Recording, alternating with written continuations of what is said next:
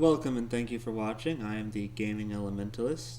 Today we'll be playing a game that got mixed reviews, which is one of the things I try to accomplish here on this channel, is shed light on games that got reviews in both positive and negative ways, and show how some of those positives are really good reasons for playing the game, and some of the negatives might just be personal preference. Today we'll be playing Knack. We're going to start with a normal difficulty with a basic Knack, and probably get into the other difficulty and Knack differences later, because there are a lot of differences there. The animation style, as you'll see, is very cartoony as opposed to realistic. It's one of those nostalgic feeling platformer kind of games.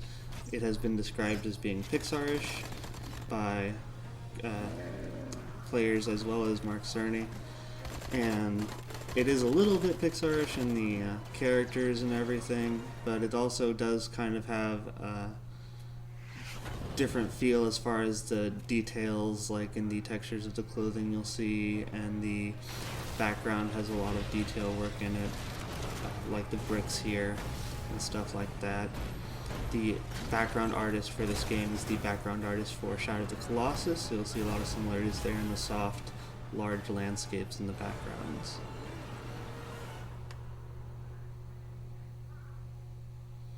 Right now we're discussing the Goblin Attack, how they went from the bows and arrows to the large high-tech vehicles and heavy artillery here, and how that's a drastic change. Thank you all for coming on such short notice, and Doctor, thank you for hosting this gathering. How did these goblins progress in such a short time from bows and arrows to tanks and guns?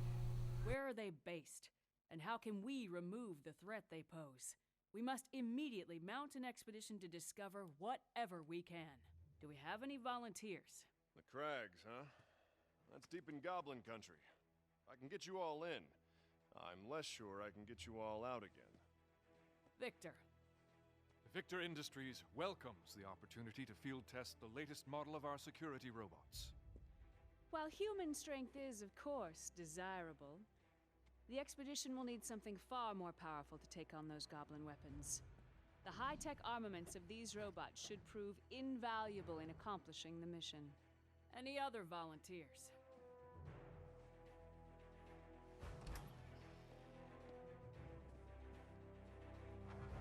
Well then, it seems Ryder and Victor will be our expeditionary force. Yes, Doctor? Before any final decision is made, I would like to show you all a little something I've been working on. Come! Uncle! Hey, how you been? Good. This is a moment I like because it's one of those quick little story things just to establish that they're related before anything else happens, and it has no actual purpose on anything.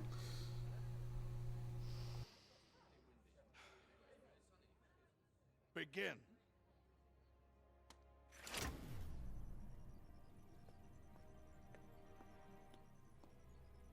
Just go slow, little buddy. You'll be fine.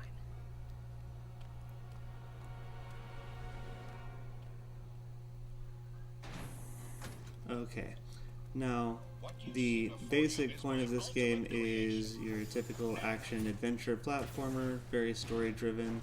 The combat system is very simple in its design, but takes a lot of timing, coordination, and practice. The gameplay mechanics are pretty simple.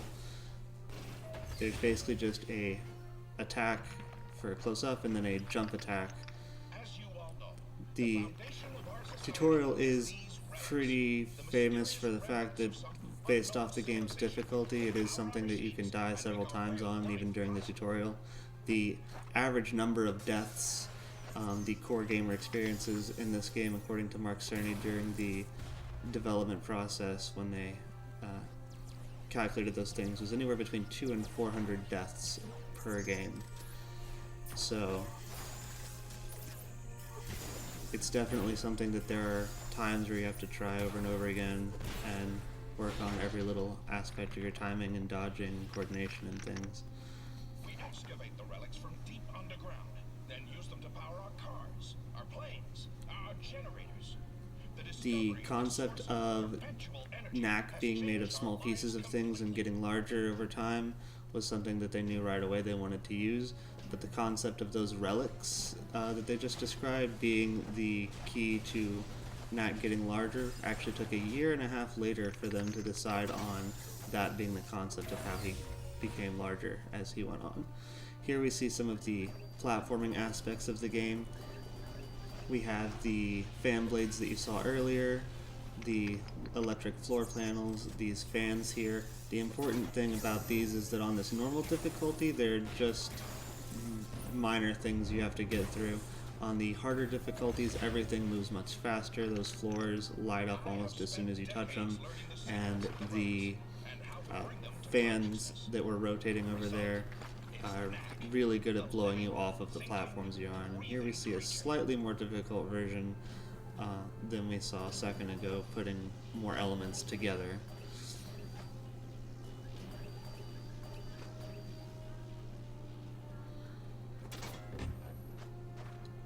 The controls for the game do not use any of the shoulder buttons or the touchpad. It only uses the main face buttons and the analog sticks. The reason for this being that during testing, Mark Cerny made a 1.5 times larger than normal scale model of a PlayStation 4 controller to simulate to the staff what it would be like for a child under the age of about 10 playing the game themselves for the first time.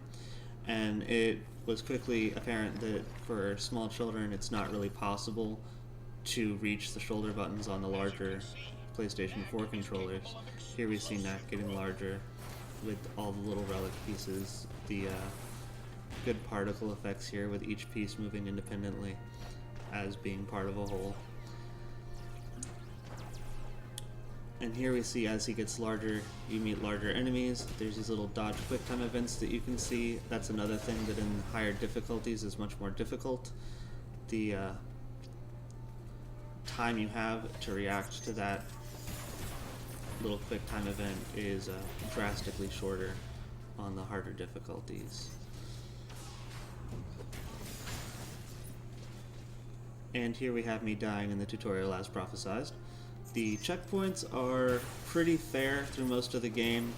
The longer you go, the further across the checkpoints are, of course. The checkpoints don't seem to change based off difficulty, I don't think. But they're not too bad. After each of the little in-game cutscenes to show like transition from one area to another, there are basically checkpoints at those points. The cutscenes do flow very fluidly. Here's one of them now. From gameplay to cutscene, there's no loading screens between levels or anything like that, so it's really easy to just keep playing and playing and playing. Very fluid and smooth transitions there.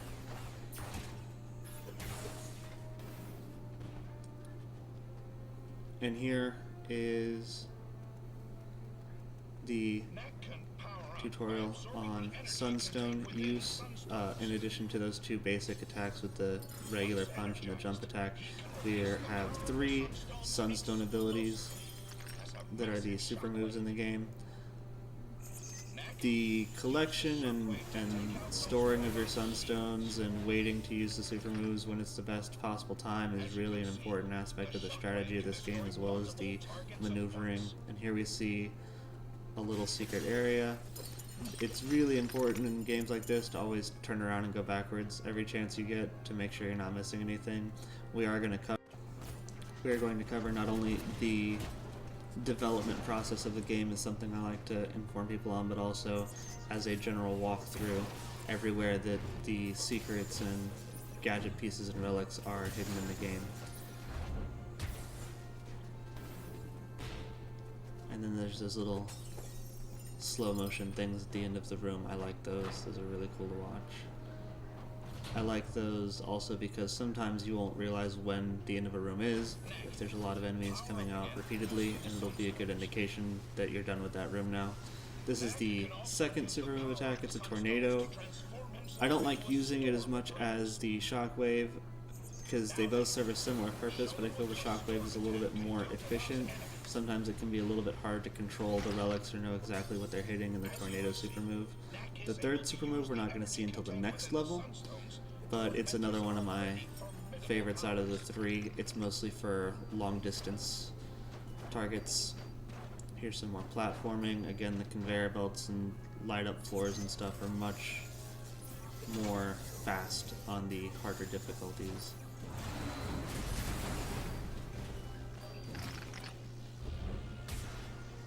And I think this is the end of the tutorial area, and now I get to hear Knack talk for the first time, which is really cool.